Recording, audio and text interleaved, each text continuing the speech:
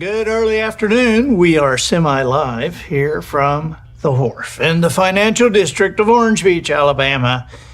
The hurricane avoidance systems were working well here this past week, and we are still thinking about our buddies over in Florida. But you might need to cancel your membership. You know, we did last year. We canceled our membership in the Hurricane of the Month Club that it seemed like somebody had inadvertently joined us to.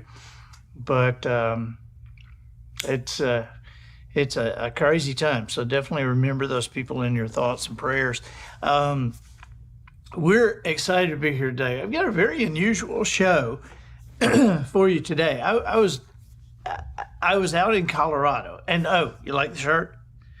Yes, this is a Southern Tide shirt from Sand Dollar Lifestyles, which is the cornerstone of the Wharf. When you visit us, you have to visit them, and you need to get your pictures taken with the escalator statues. So, what else? You know, we really appreciate Sand Dollar Lifestyles. That is truly a great show, and just appreciate the Hardy family and all they do for the community and all they do for us. So we appreciate them being here. So I was in Colorado last week, and I have a great friend out there who was a colonel in the Army, and then he has now introduced me, and of course I had a friend who played on the 69, 70, and 71 Alabama football team under Bear Bryant. And he and his wife live out there. And so I was out to visit and to hunt and to play around and to fish. And they introduced me to a lot of their buddies. And I just loved everybody out there. This is, there's one town in the entire county. And so it's sparse, but it's beautiful. And I met a guy. We went to breakfast at a guy's house, Dan. And Dan had taken me fly fishing for rainbow trout. This was like a couple of days before, and we went that morning. We had been hunting. We went by Dan's to have breakfast, and then all of a sudden there's a guy there whose wife directed my and Polly's wedding 33 years ago, and he's from Mississippi. Well, Dan is from Mississippi. His log home was made out of Mississippi logs, and so as we're talking, somebody says, "Have you taken Andy to see Bishop's Castle?" And you know, Matt, I've got the guy thing. If you want me to go see it, beautiful homes, I'm just like, nah. No, thank you. And so it's like, okay, you got to see Bishop's Castle. You have to see this, and these are guys, telling me this. And so I'm like, yeah, okay. And so they said one guy built this castle by himself out of rocks. One guy. Now, what do you think when you hear one guy built a castle out of rocks and used no power tools? I was not thinking what you showed me when you came back. Yeah, I mean, I'm just thinking like some Playhouse thing or something. Yeah. Okay, but there is a reason that we drove an hour out of West Cliff, Colorado to see this. My jaw dropped when we walked out of the car. So I took a bunch of videos, just kind of short videos. These are mostly 45, 50-second videos with my phone. And I've got the Colonel on there and Dan on there, and we're all talking. And so I just thought I would show you my home movies from Colorado. But I really want to show you this castle. This is unbelievable. So first of all, let's just see the first short video. I think this is 20 seconds. This is just getting out of the car. Okay, I don't know who the lady is in the purple jacket, but my jaw is around my knees. I was not thinking this. And so they have, the Colonel and Dan are telling me about this guy and that he would just collect rocks off the roads that had fallen off the mountains. And he started this in 1969. And so, 50 years ago? 50-something years ago, he started this. And by hand and no power tools. I don't even understand. All right, so now we go inside. What's this?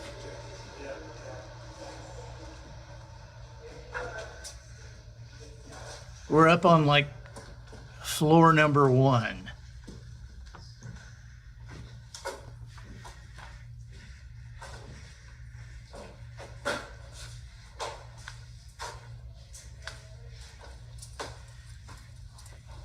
And there's looking out the window. Okay, so from that same room, here is another shot. There's steel bracketing everywhere, glass on the top, and these windows. But you can't. That's the safety net. That's the safety net. There's Dan telling me you can walk out there if you want to. There's the safety net. You can actually go out there. There's nothing saying. I mean, you walk by that sign that said. Yeah, he's telling me you walk by that sign that said enter at your own risk. I mean, this place is like, it's an attorney's dream, because there's danger everywhere. I mean, it does not look like a safe place, and yet it is. People are crawling all over it, but there are some places like that safety net, and anyway, let's continue on here. Here's in that same floor, walking out onto this deck here.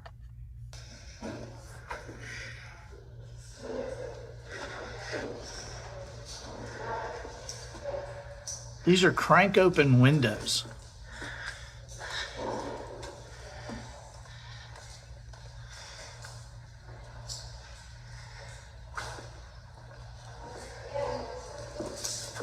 I'm not sure about the water. You see me holding on.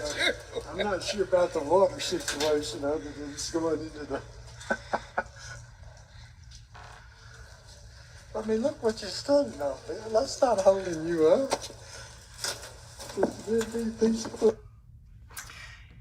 It didn't look like it would hold us up, but it did. I mean, so this guy, Jim Bishop, evidently got this land when he was 15 years old and has run into some law enforcement over the years, evidently about taking rocks from the national forest. But I think maybe I don't know what the deal is there, but he has signs up saying that these aren't the government's rocks, these are his rocks, because he's an owner of America, and so there's signs around about the things he believes, and he says, and if you don't believe this, you can get out. But I mean, he's in his 80s now, evidently, and the Colonel and Dan, they wanted me to meet him because they knew that the guy would start like cussing and ranting and stuff like that, and so, but didn't really get to didn't really get to have a conversation with him. I would have liked to have gotten him cussing again. Let's see. Let's go to this one now. I'm going to let this roll and just listen to what we're saying here. What you think about this? Not about as high as I'm gonna go. I'm already got my toenails out digging in as I walk.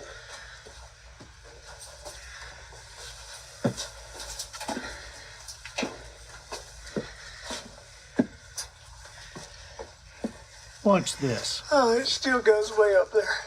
There's another stair over here. That's all right. I'll pass on that stair.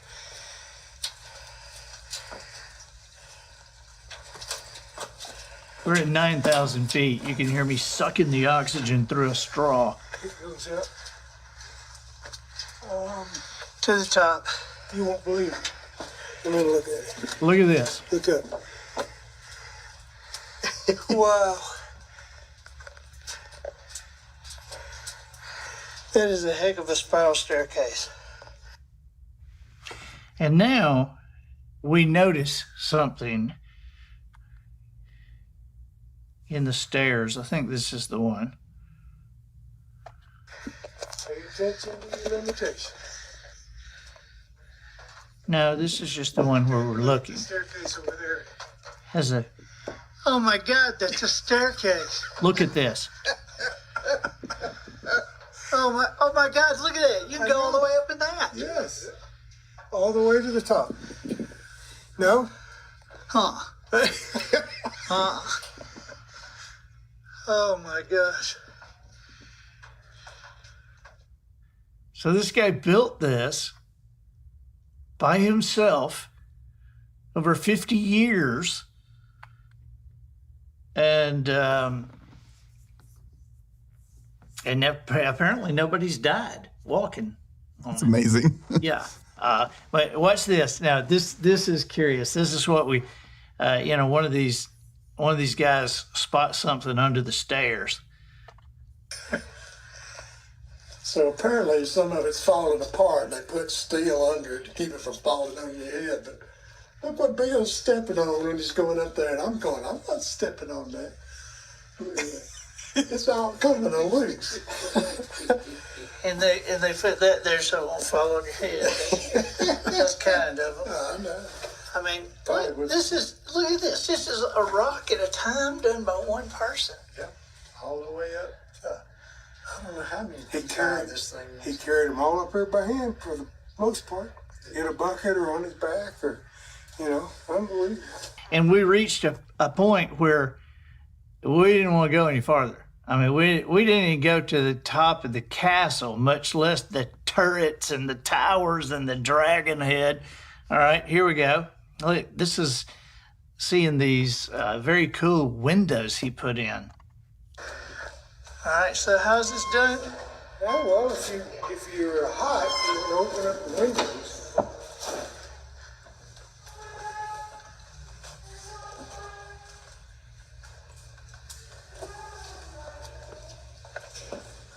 Castle climber.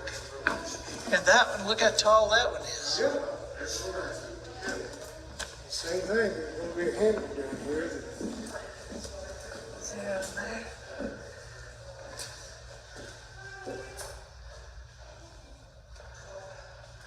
I don't know how you do that. So it's just amazing. I mean, we just walked around going, I can't believe this is here. And so anyway, here's a 16-second clip that shows the whole thing pretty good.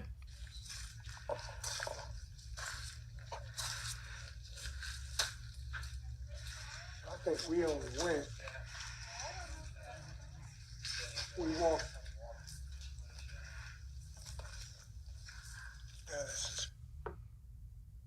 It scares me to look at the video of it.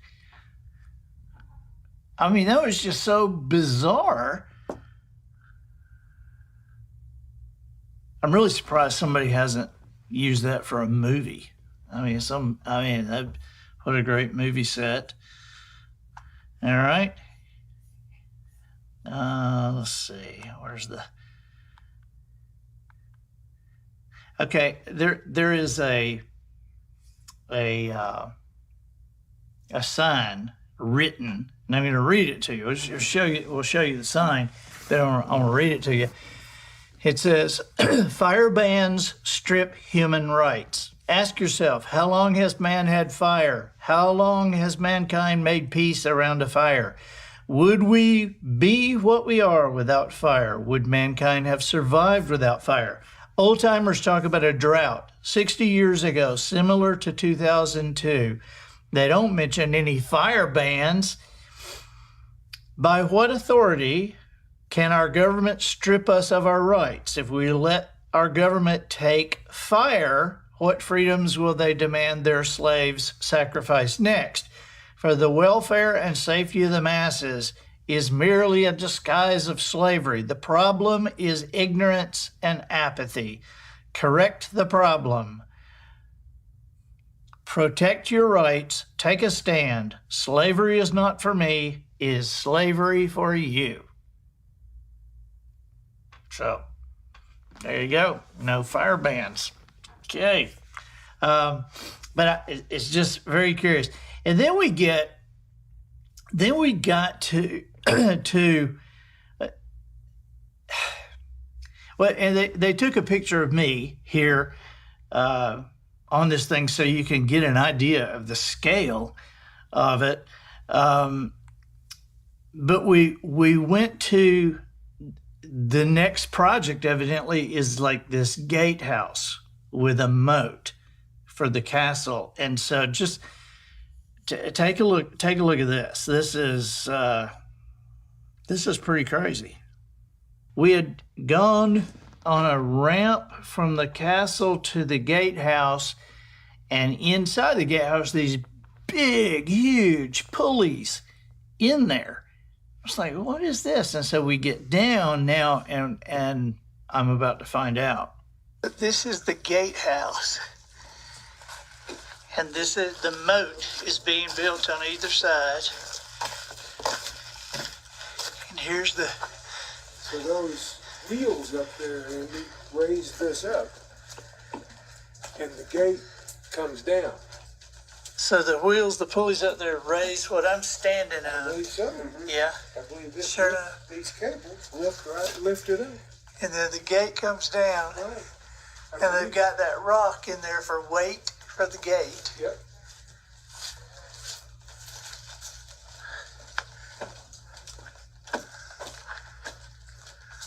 This is unbelievable.